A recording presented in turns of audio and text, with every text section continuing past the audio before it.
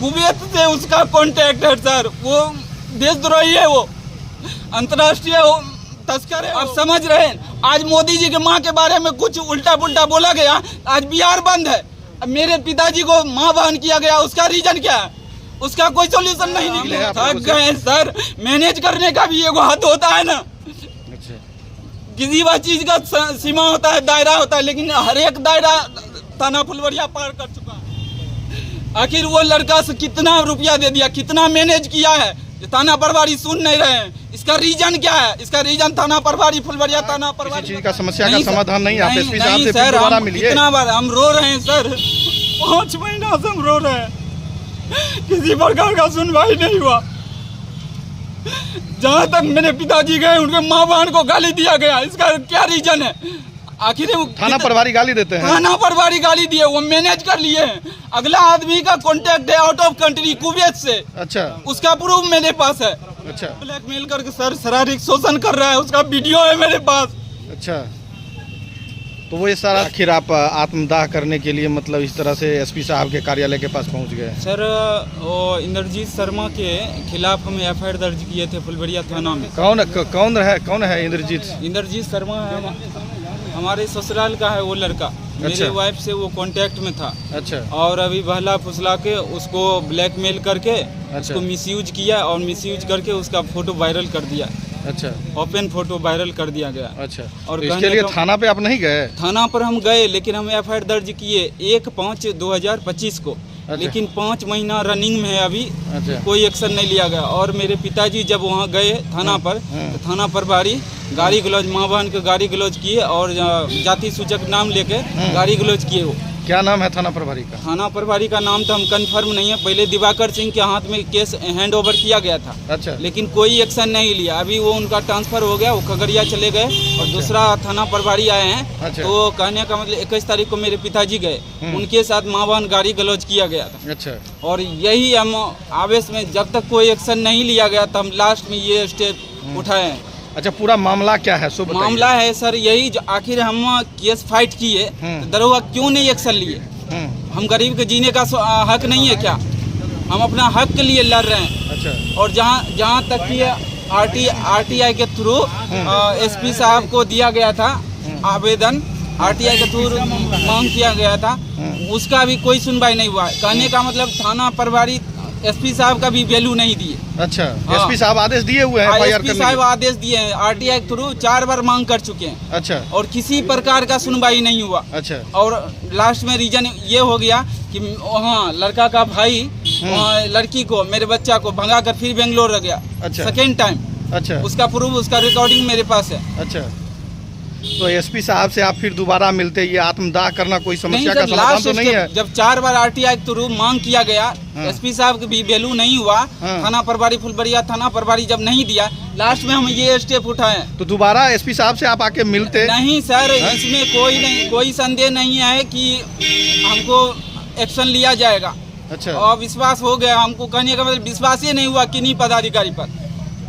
आत्मदाह किसी चीज का समस्या का समाधान नहीं। आप एसपी साहब से सर, फिर दोबारा मिलिए। कितना बार हम रो रहे हैं सर, 5 महीना से हम रो रहे हैं, किसी प्रकार का सुनवाई नहीं हुआ। जहाँ तक मेरे पिताजी गए, उनके माँ बहन को गाली दिया गया। इसका क्या रीजन है?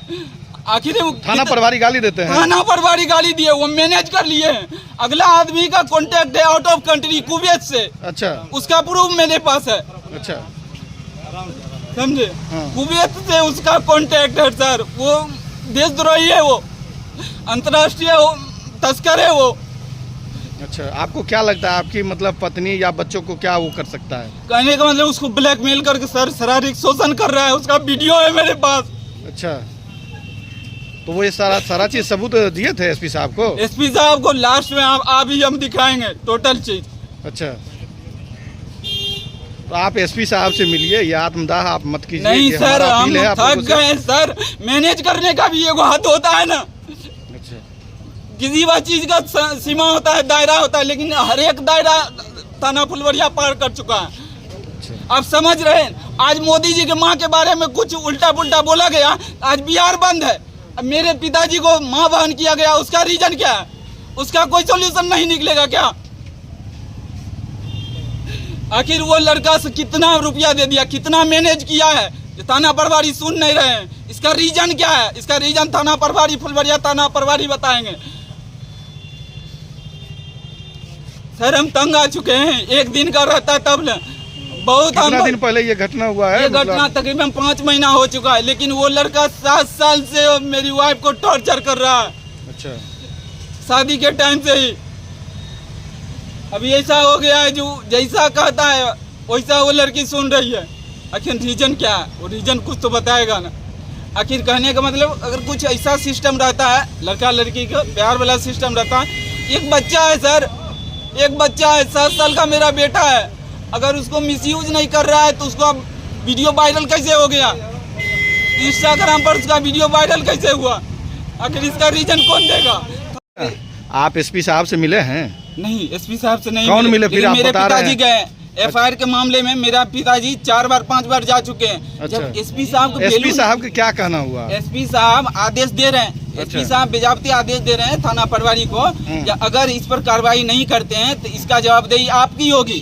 लेकिन उसके बाद भी रीजन क्या है जो थाना प्रभारी नहीं वैल्यू दे रहे हैं एसपी साहब का आवेदन का?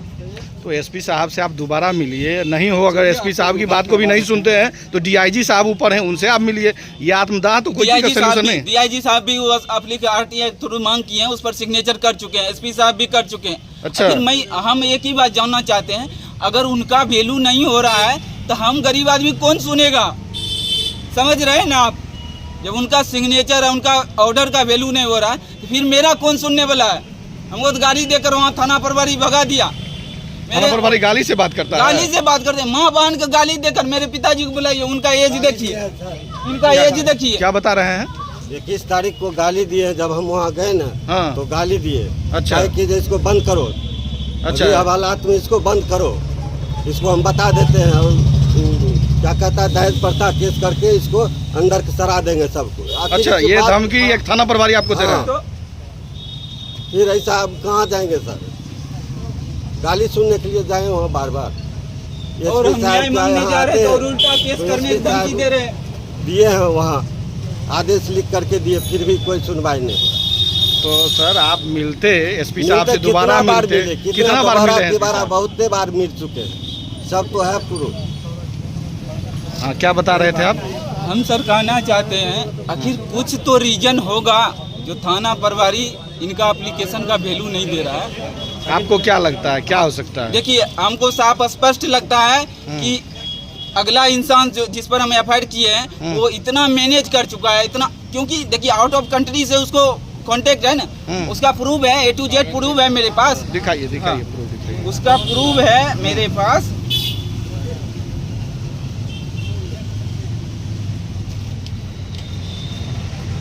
देखिए दिखाइए, इधर दिखाइए। देखिए, है ड्राइविंग बॉय है इंद्रजीत कुमार।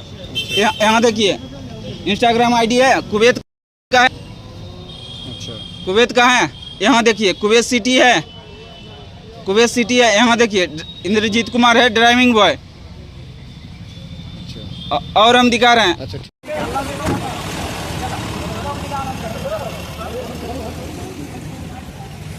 कोई बात नहीं, ठीक है।